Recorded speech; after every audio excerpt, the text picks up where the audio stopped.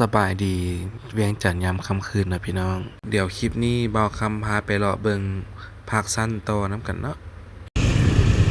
มาเบิงว่าเป็นอย่างคนคือม้าหลายแท้เนาะพอเมื่อที่เบาคำมานี่แม่นคนเต็มคนแน่น4-5มือก่อนพี่น้องอ่ะเดี๋ยวไปหาชมน้ำกันเนาะเป็นอย่างนี้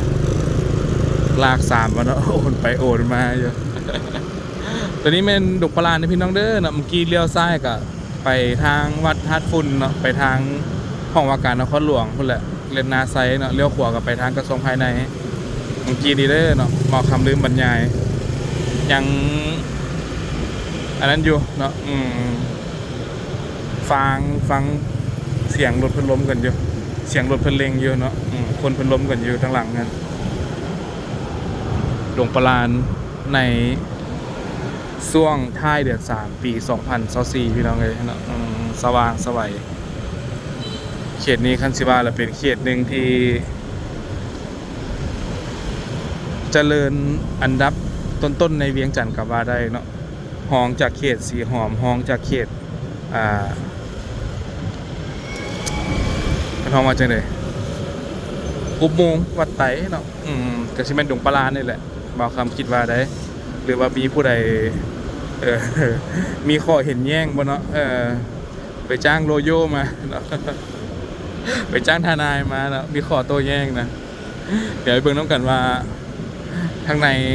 ภาคสั้นจะเป็นจังไดเนาะพอคำพาขี่โค้งเข้าไปก่อนตามที่บ่าวคำคิดนี่มันคนคือสิหลายกันพี่น้องมื้อนี้เนาะคนคือสิแน่นคือเก่าเนื่องจากว่าเป็นวันอาทิตย์เนาะเป็นวันอาทิตย์ไปเบิ่งน้ำกันอ้าวแต่มื้อนี้รถบ่ติดเนาะงง มือสุดท้ายอยู่รถบ่ติดแม่นบ่เนาะมื้อนี้บ่คำมาถึงมือจะบ่หรือจังได๋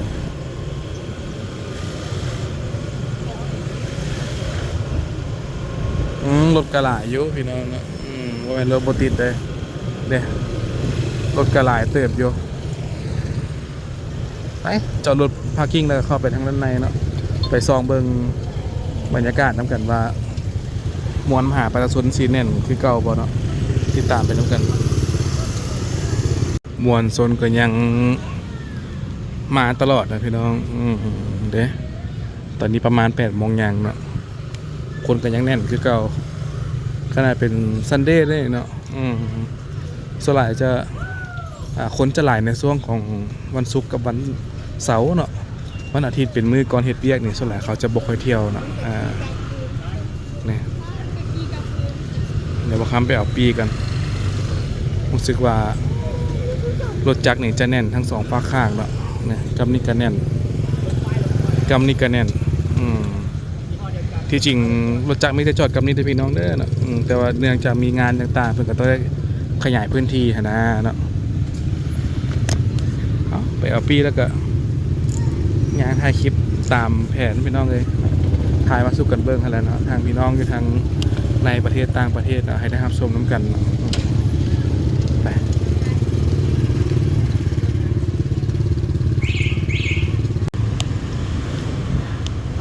เข้ามากันนี่เป็นโซนขายเสื้อผ้าเลยพี่น้องกำซ้ายมือนี่โซนขายเสื้อผ้าแล้วก็บูธขายรถเนาะตัวนี้คันสิว่าเลยเป็นโซนรถโตโยต้าจองเลยก็ว่าได้เนาะ โซนตัวนี้นะโตโยต้านี่มาแล้วเห็นตลอดพี่น้องอยู่ทางหน้าเลยเนาะอันนี้ก็เป็นบุฟเฟ่เนาะมีพลงผลมาแต่ฝรั่งเป็นมาเลี้ยงสุดหนึ่งอยู่กับพอประมาณหนึ่งนะพี่น้องแต่ว่าคำบโบเรื่องกินแบบจีนเนาะ รสชาติคือเผ็ดนิดนึงคือนะรสชาติลาวๆเนี่ยต้องเค็มๆนิดนึงรสชาติลาวๆนะเค็มๆนิดนึงเพราะว่าเขาว่าคนลาวนี่มันกินอาหารค่อนข้างเค็มใช่ไหมครับมาสันซะอาหารไอศครีมเซเว่นเส้นนะพี่น้องตัวนี้เซเว่นเส้นมาเบิ่งด้วยว่ามือนี้จะเห็นไอ้มัมบ่เนาะเป้าหมายเรารักกันมาหาถ่ายนั่นนี่ ให้พี่น้องได้รับชมกันแหละถ่ายน้อยนึงก็เอาเนาะ อ่ะโอ้บอกเลยว่ามันนี้คนบางพี่น้องเนาะเบิ่งกับหู้แล้วว่าคนหน่อยเนาะบ่ฮู้ว่าเป็นหยังเพราะว่ามา4-5 มื้อก่อนนี่มันแย่กันเนาะแย่กันมื้อนี้ก็มีพอประมาณหนึ่งตามที่เห็นเลยเบิ่งน้ำกันเนาะสิมีห้านใดที่ว่าคนเรียนคิวหลายๆบ่สินะพอสุดแล้วนี่ พอสุดแล้วนี่มาแต่มีบางห้านนี่จนได้บางห้านนี่จนได้ต่อคิวถ่าเป็นชั่วโมงนะพี่น้องชั่วโมง2 ชั่วโมงนี่เป็นห้างขายเสื้อผ้าเนาะขายเสื้อผ้าขายปิ้งย่างพี่น้องขายปิ้งย่างบริเวณอ้อมข้างน้องบอกอย่าเผื่อน้องขายวันนี้ได้ซื้อบอลที่มาซื้อฟังเลยบอกราคาก็ตามที่เห็นเนาะโอเคแล้วจัดโปรโมชั่นประมาณ150,000 200,000 800,000 900,000เนาะราคา30,000กิโลคนคุกเป็นฟ้าใสถึกสีถึกหรือว่าแพงกับขึ้นกับคนซื้อนะพี่น้องเนาะขึ้นกับผู้มักบางคนคนว่าถึกใจแมนบ่แพงเนาะ1 ตัว120,000 2 ตัว200,000อันนี้แมนปลาหมึกทอดเนาะโดยโปรโมชั่นจาก ADP ก็คือตัว120,000นะพี่น้อง2 ตัวแล้วแมน200,000ลดให้5%แบนบอโอ้โปรโมชั่นที่แบบน่าประทับใจเนาะที่ว่าทุกห้างก็มีเซ็ตเดียวกันเนาะโปรโมชั่นนี้ขอย้ำอีกครั้งนึงเนาะใครที่มาใช้แอปของ ADP ร้านฟ้าใสมีโปรโมชั่นดีๆก็คือจะมีส่วนลดเด็กเนาะอันนี้กระบับเนาะกุยช่ายพี่น้องกุยช่ายยังเชื่อ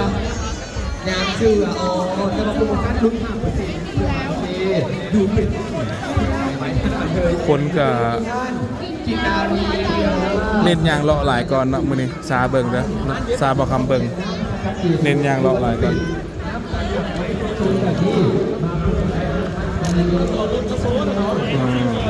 เขียบหมูใจ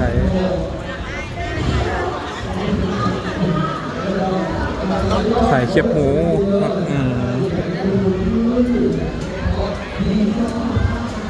ขายลูกชิ้นขายหมูกรอบหางเพิ่งเจ้าเก่าเนาะหางเพิ่งน้ำเพิ่งลูกชิ้น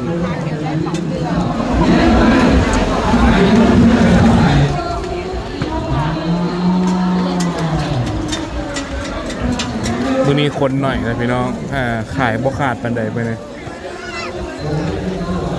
สามารถสมเทียบได้เลยเนาะสมเทียบได้เลยหอยทอดกระทะฮ้อนหอยทอดจะเป็นห้องว่าไม่ยังหอยนางรมใช่เนาะหอยนางรมทอดกระทะฮ้อน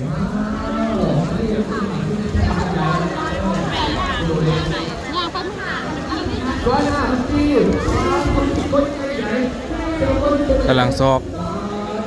ไอ้มัมอยู่เนาะจากหนังอยู่เสบมะม่วงถุงละ80,000นะพี่น้องมะม่วงน้ำดอกไม้เนาะอันนี้ก็เป็นลูกซีนเนาะลูกซีน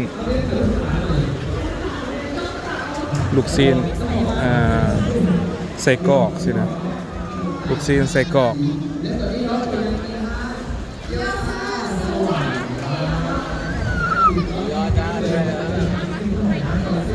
ใจจะขอเหมือนนครเนี่ยไข่หมูยอนะพี่น้องหมูยอ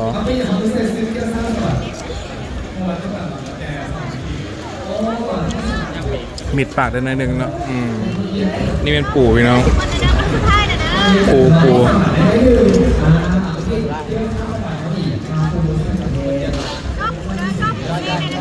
หมูทอดสวรรค์เหรอ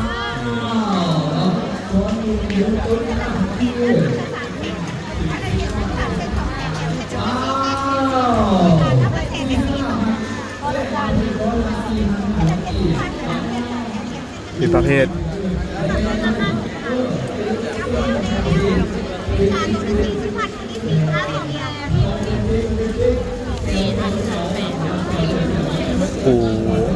อันละ40,000เลยเนาะกระดองหนึ่งแต่ว่าถ้าซื้อ4ตัวเลยมัน100,000ว่าซั่นเด้อกุ้งเนาะโตแห่งว่าใหญ่อยู่เนาะย่างตันทางหมูเยอะบ่คำเลยเจ้ายังขนมจีบ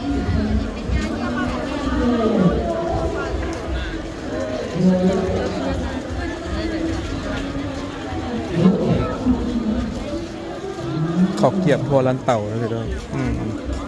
ขอเก็บทัวรันเต่ามาเมื่อนี้รู้สึกว่าถ่ายงานนิดนึงเพราะว่าคนบ่แน่นปานใดเนาะเดี๋ยวเห็นเป็นกะละแมพี่น้องขนมอาริซาขนมเปี๊ยะเนาะขนมเปี๊ยะกะละแมขนมกะละแมสลายไปซื้ออยู่หนองคายเนาะอยู่ทุ่งสีเมืองมีข้าวหลามข้าวหลามของแท้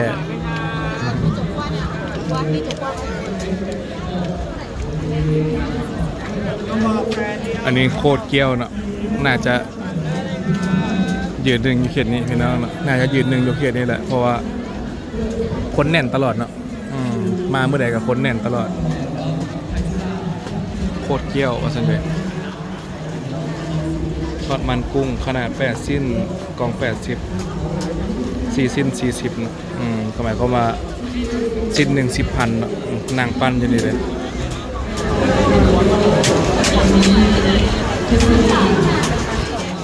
ปั้นสดๆขายสดๆเลยนะพี่น้อง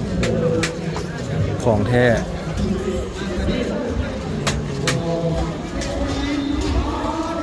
ต่อคิวกันไม่ได้เนี่ยซื้อนี่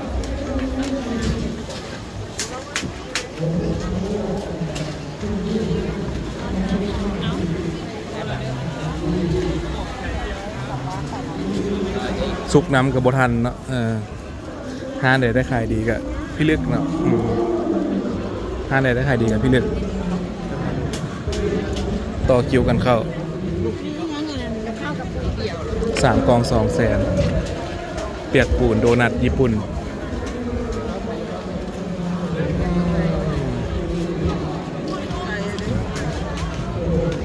เกี๊ยวทรงเครื่องใส่กุ้งตรงกลางทุกชิ้นเนาะ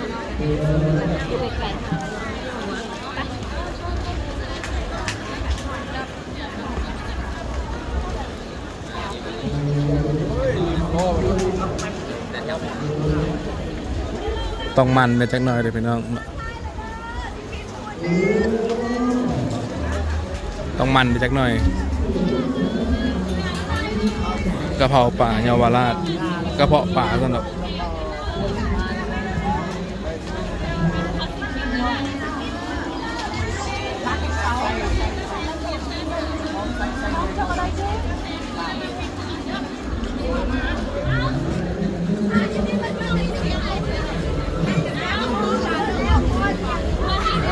ฮานดาดเนาะปิดบูธแล้วว่าซันเดย์ได้ขายดีโพดเนาะเพิ่นว่าซ้ำให้แน่สิได้พักไปนั่งกันดิ้งแล้วเพิ่นว่าเป็น FC เนาะ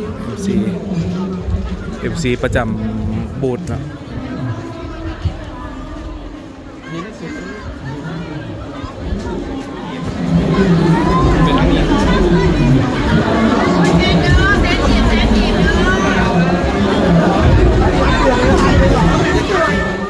กระเพาะป่าเลยเนาะเป็ดย่างแซ่บๆเนาะแซ่บๆนี่ปลาทูมหาไซ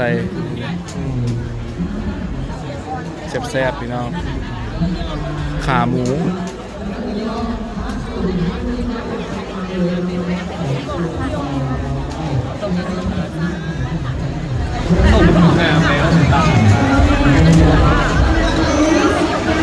สุดท้ายแล้วหมดแล้วไม่ได้ว่าทุกคนอันนี้ผมเชื่อกันเป็นคนแล้วโอ้คนหลายเลยนี่เป็นลุงเงินกาแฟหม้อดินต้มกาแฟใส่หม้อดินมาสันเดย์ซิบุรีซิบุรีกับมีสีเดียวกันแล้วร้านเกาหลีมีปลาทิโล130 15,000เนาะ3ก้อนแสนกีบเนาะจากราคาปกติก้อนหนึ่ง50,000ไอ้บอลที่ว่าเพื่อนบอกที่ว่าท่านให้กับเบอร์นี้ วันนี้คน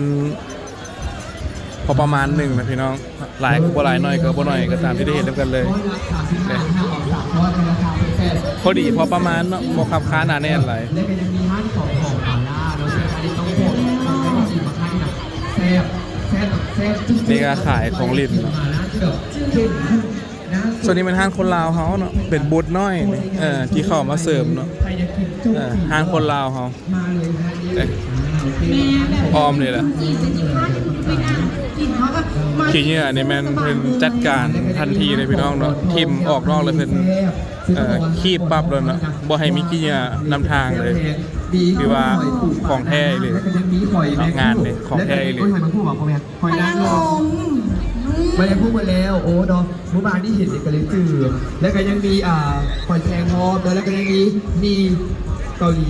แล้วมีกะทิหอมไข่เนาะแล้วเป็นเมนูใหม่ หน้าอีกหน้าแซ่บ มา แน่ ซี เนาะ กันได้ ยาลีนพาร์ทเนาะมาเวซิมาลองเบิ่งกันได้เด้อกับพาร์ทหมอนทองยำแซ่บทะเลสดและใครที่บ้านอยากกินกระแลมเนาะโอ้นี่ถามโปรโมชั่นได้เพิ่นถาม แพ โปรโม ง ชั่น โด อะไร ยเฉพาะข้าวปั่นเทมปูซันเฮามีอย่างแน่เลยสำหรับยำเป็นแซ่บของเฮาเลยตอนนี้เนาะ โดย 1ย่างมัน82 คนหลายเลยพี่น้อง 3ย่าง2แสนกิน 3 ยาง2 แสนกีบป้าดู ผมไม่อย่างเชื่อว่านอกจากเข้ามาคนหลาย ได้เลยครับ ขี้เหงื่อบ่มีคือว่าเพิ่นจัดสรรงานได้โอเคเลยแล้วว่าการบริการเต็มที่เนาะ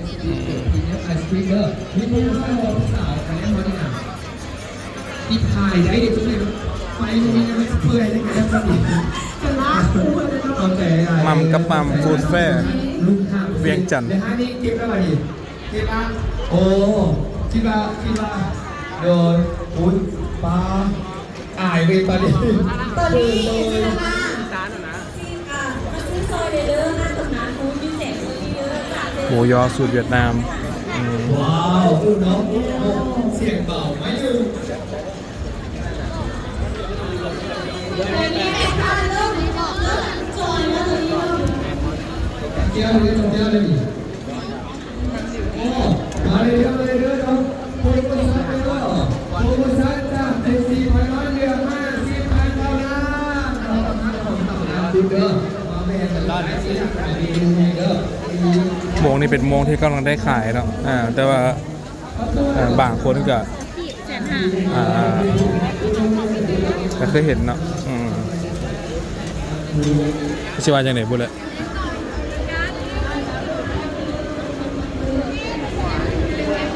เอาเป็นว่ามีพอประมาณหนึ่งนะพี่น้องเนาะมีพอประมาณหนึ่ง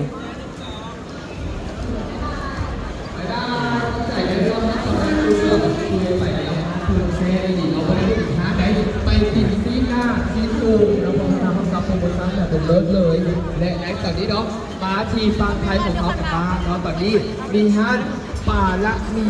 ก๋วยเตี๋ยวลุยสวนว้าวเราบอกจะเรียกว่าก๋วยเตี๋ยวลุยสวนนี้มันคืออย่างไรป้าคิดโย ก็มีประมาณนี้เลยพี่น้อง ก๋วยเตี๋ยว จะมีประมาณนี้เป็นโอ้เส้นใหญ่ สิว่าห้างค่าหลายบอกก็โอเคเนาะเข้ากับสถานที่เพราะว่าสถานที่ก็ไม่ได้กว้างหลายเลย เส้นจะบานนุกแซ่บพิเศษและ ก็พูดอีกย่างง่ายเนาะพูดอีกย่างง่ายไปง่ายมาง่าย ซื้อ5ฟรี1ว้าว บรรยากาศที่หากสั้นเวียงจันทร์บ้านเราจะขึ้นไปเบิ่งทางชั้น2เนาะปินกล้องลงมาลุมสิเป็นจังได๋สิเห็นวิวอลังการงานสร้างบ่ ติดตามเนาะกัน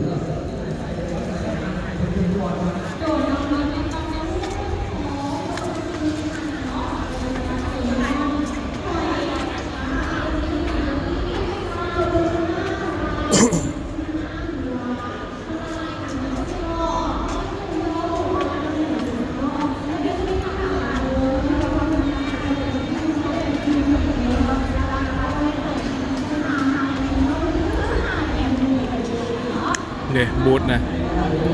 จะเป็น3แถว1 2 3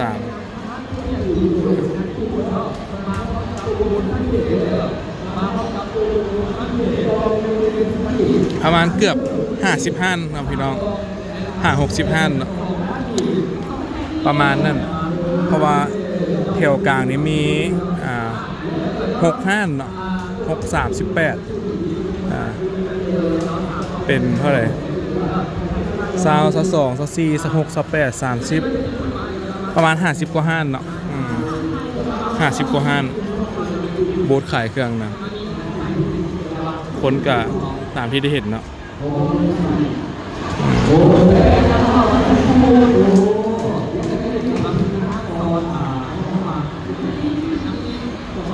หากสั้นเวียงจันทน์บ้านเฮา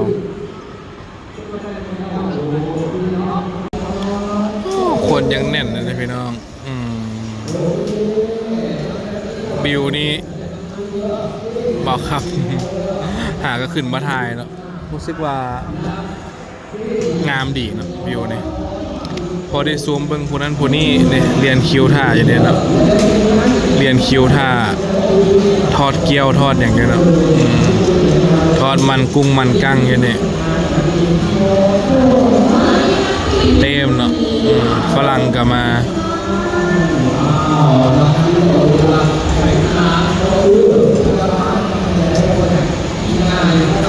คนนี่ก็แน่นพอประมาณหนึ่ง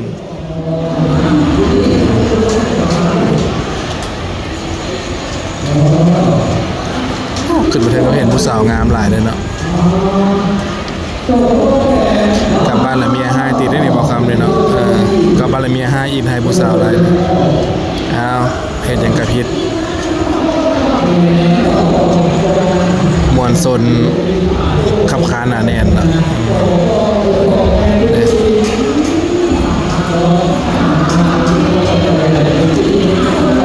ส่วนใหญ่เป็นผู้หญิงนะพี่น้องผู้หญิงมาช้อปปิ้งมาซื้อนั่นซื้อนี่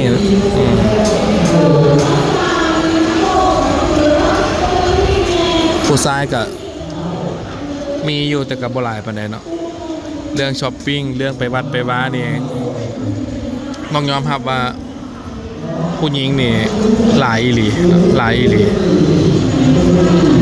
เลยสังเกตสัดส่วนแล้วเนาะสังเกตสัดส่วนของประชากรที่บอกคำทายให้เบิ่งแล้วเนาะ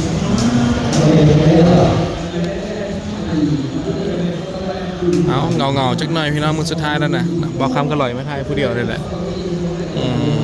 เราจีส่วนหมู่ส่วนคู่อยู่ที่แอมเป็นคาเบียงเนาะเอาตามสะดวกซะเพราะว่าบอกคำพัฒนาคลิปเนาะเพื่อนกับสิย่างลิ้นย่างหัวใช่นะก็เลยคือสิบปันไดว่าซั่นเนาะก็เลยคือสิบปันไดเลยมาผู้เดียว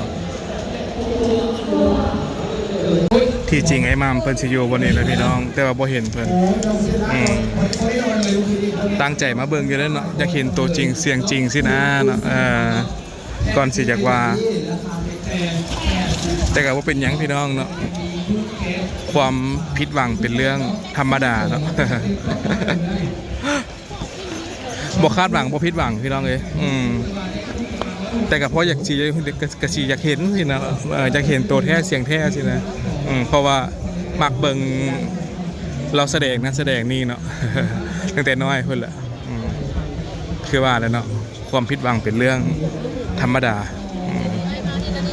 เดี๋ยวบอกคำขอตัวไป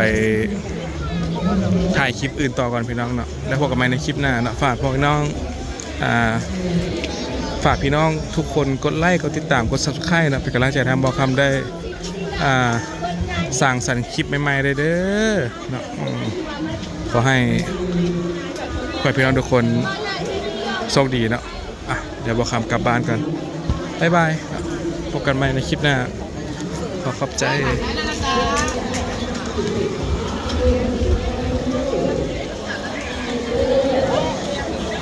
nổi tiếng